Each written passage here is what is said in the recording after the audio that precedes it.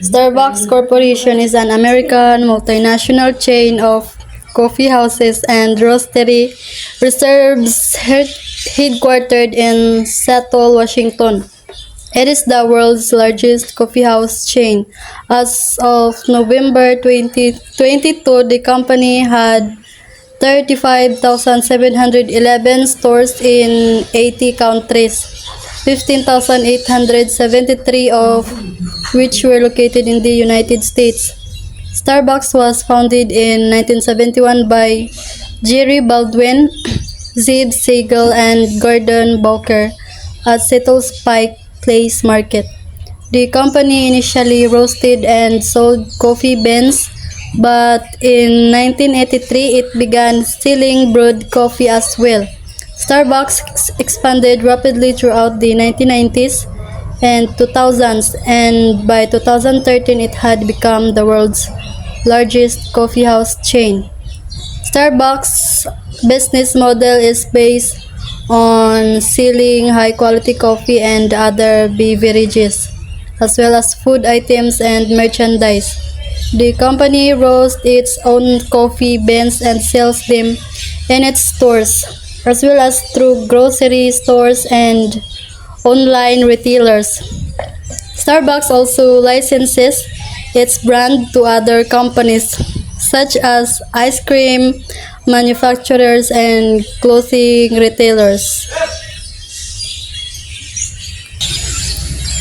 Starbucks has been criticized for its high prices, its labor practices, and its environmental impact. The company has also been accused of gentrification and cultural imperialism. However, Starbucks remains a popular brand and its stores are often seen as community gathering places.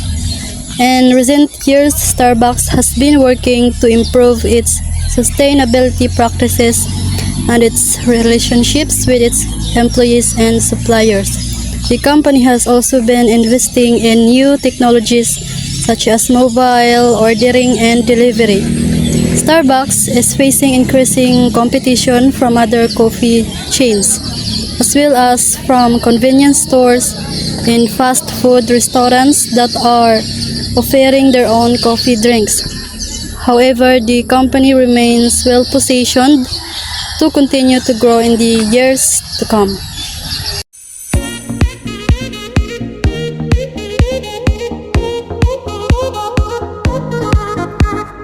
Financial ratios, number one is current ratio. Formula, current assets divided by current liabilities. Then ang importance and usage measures a company's ability to pay its short-term debts with its short-term assets. Solution and answer, 7,303.4 divided by sa current liabilities which is 9,345.3 is equal to 0.79. Interpretation, Starbucks current ratio is 0.9 which is lower than the industry average of 1.0. This suggests that Starbucks may have difficulty meeting its short-term obligation in the near future. Number two, financial ratios. Quick ratio. Then a formula, current assets minus inventory divided by current liabilities. Measure importance and usage. Measure a company's ability to pay its short-term debts without relying on inventory sales. So, solution and answer.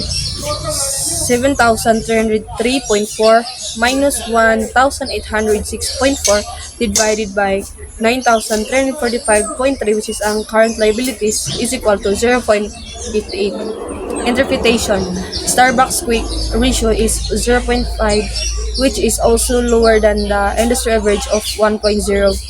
This further suggests that Starbucks may have difficulty meeting its short-term obligations without selling off inventory. Number three, financial ratios, debt to equity ratio. Formula is total liabilities divided by shareholders' equity. Importance usage.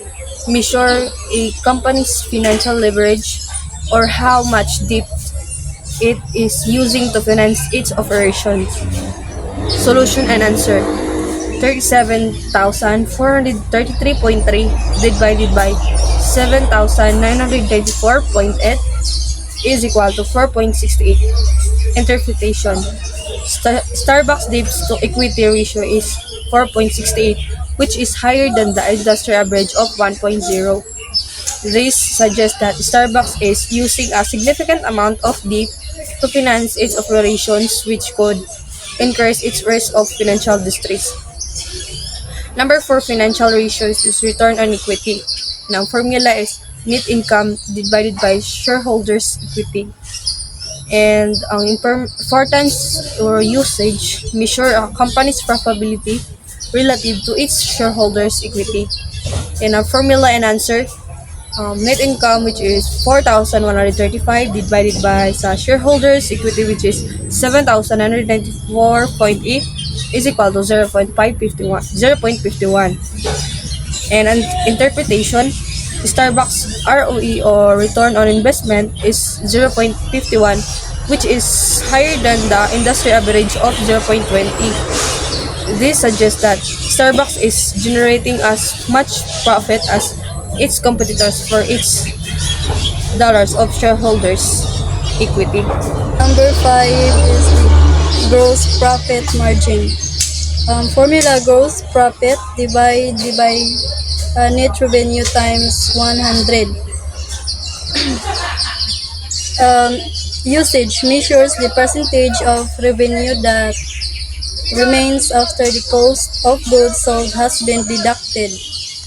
Formula: 7,816, the gross profit divided by 35,952, the net revenue times 100 equals 21.74%. Starbucks interpretation.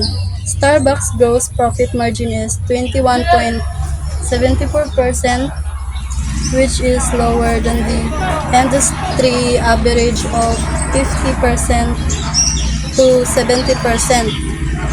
This suggests that Starbucks is not efficient at managing its cost of goods sold. Number 6, net profit margin. Net income divided by net revenue times 100. Importance and usage measures the percentage of revenue that remains after all expenses have been deducted. 4,125, the net income divided by 35,925 net revenue times 100 equals to 11.48%. Interpretation. So Starbucks net profit margin is 11.48%, which is higher than the industry average of 10%, and this suggests that Starbucks is profitable as its competitors. Number 7 is the inventory turnover ratio. Cost of goods sold divided by inventory. Usage or the importance measures how many times a company's inventory is sold and replaced in a given period. Formula, solution and formula. Cost of goods sold, which is 28,149 divided by 1,806.4 equals to 15.57. Interpretation. So Starbucks inventory turnover ratio is 15.57, which is higher than the industry average of 10.0. This suggests that Starbucks is efficient at managing its inventory. 8 is the receivable turnover ratio. Formula: net income divided by net revenue divided by accounts receivable. Formula: usage measures how many times a company collects on its accounts receivable in a given period. Net revenue 35,925 divided by accounts receivable 1,184.1 equals to 30.33. Interpretation: Starbucks receivables turnover ratio is 30.33, which is higher than the industry average of 20. This suggests that Starbucks is efficient at collecting on its credit sales. 9. Assets turnover ratio. Formula: net revenue divided by total assets. Importance: it measures how efficiently a company is using its assets to generate revenue.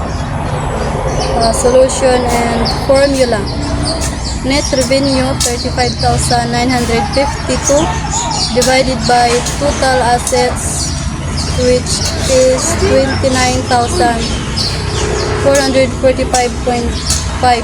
Number 9 is assets turnover ratio. Yung formula is net revenue is divide to total assets. And the importance and usage is measures how efficiently a company is using its assets to generate revenue. And yan ang answer and solution is equals to 35,952 divide 29,445.5 is equals to 1.22. Yung interpretation din is Starbucks assets turnover ratio is 1.22, which is higher than the industry average of 1.0.